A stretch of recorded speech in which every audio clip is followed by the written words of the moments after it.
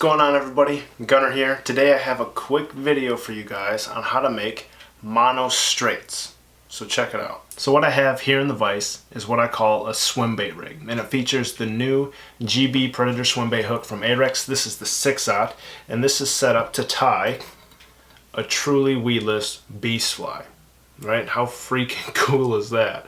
And now in order to make this happen, and in order to tie all this extended body work, you need to use something called a mono straight. And not to be silly, but all it is a straight piece of monofilament.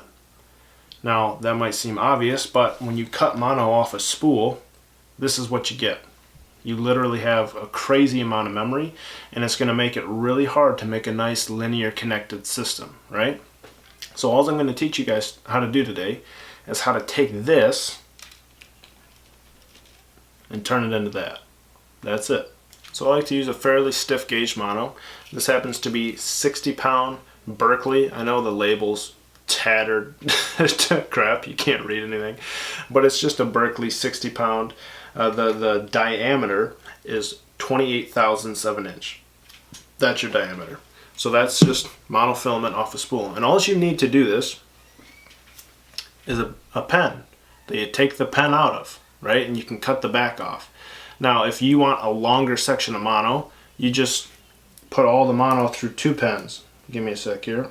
But you cut the mono twice as long, thread it through two pens. I just doubled my length, right? So all you're going to do is you're going to take this spool of mono, and you're going to cut like 100 strands of this stuff, 200 strands. It takes a while, which is why you use a Bic Pen. If you try to come in with some other type of tube that you got to fill, it's just going to take forever to pack it. A pen is nice, low diameter. You can make like 100 at a time, because cutting it is honestly the only part of this that takes any time. So you got to sit here and measure out your mono and cut about 100 different sections of this stuff and pack it into a pen. Let's do it. All I did was clamp my bodkin into my vise. Mint.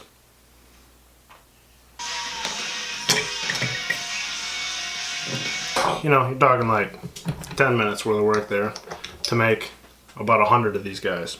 Now, don't use your scissors. Use a pair of nippers to cut 60-pound mono if you're going to do 100 of these, because you'll wear through your scissors pretty quick. Now, I'm going to get these guys all packed into that tube.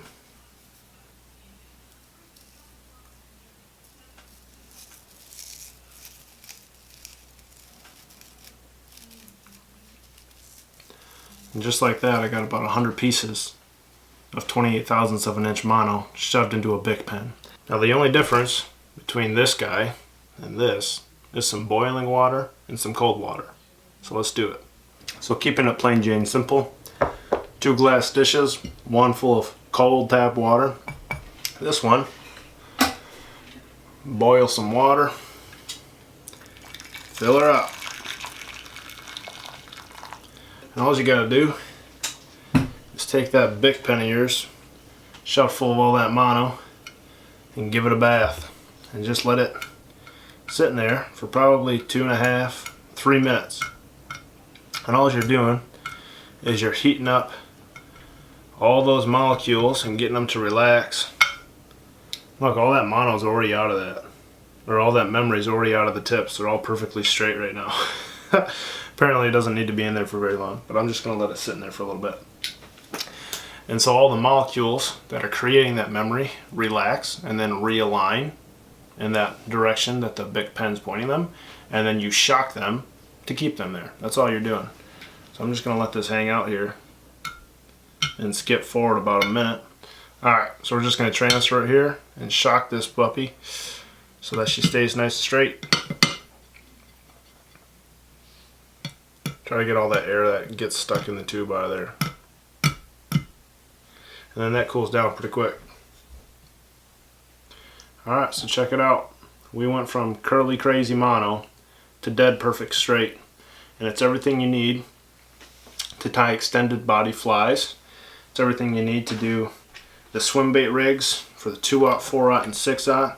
The 6/0 is obviously the most complicated, but it's useful for doing all of them. Doing straight mono like this can also be used for doing little No Fowl Loops on your rabbit zonker flies. This way it has no memory, so it doesn't kink up, it doesn't kink down. If you use monofilament to articulate flies, it keeps your loop perfectly dead straight so that your loop isn't kinked off to the side with memory or off to the other side with memory, which is what will happen. If you come up with any reason where you need a perfectly straight piece of mono that has no memory, this is how you do it. So, thanks for watching. Hope you enjoyed that. Do some for yourself so that we get into this stuff, the swim bait rigs. You're prepped and ready to go. The only other caveat that I will add is that when I tie with these, I love to tie with monofilament thread. So you're doing mono on mono. This is 8/1000ths of an inch monofilament from Vivas. And what you do is you come in then with some CA plus glue, super glue. This is Zap-A-Gap, and it will physically basically weld the two together. This is nearly freaking indestructible. I can take a razor blade to this thing and it will take me, I don't know, 5 minutes to get this thing apart, because it's literally the chemical reaction from the CA plus will plastic weld the mono to each other. So it creates about the best system you could ever hope for. So that's the only caveat for tying, is I like to use mono thread with the mono extensions with CA plus glue, and you are rock solid and good to go. So thanks for watching, check it out, make some up, and I hope this helps you out in your tying. See ya.